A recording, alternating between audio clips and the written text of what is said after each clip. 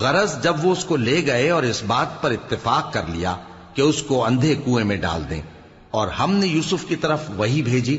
کہ ایک وقت ایسا آئے گا کہ تم انہیں ان کے اس سلوک سے آگاہ کرو گے اور ان کو اس وحی کی کچھ خبر نہ ہوگی۔ اور یہ حرکت کر کے وہ رات کے وقت باپ کے پاس روتے ہوئے آئے، کہنے لگے کہ ابا جان، ہم تو دوڑنے اور ایک دوسرے سے آگے نکلنے میں مصروف ہو گئے اور یوسف کو اپنے اسباب کے پاس چھوڑ گئے تو اسے بھیڑیا کھا گیا،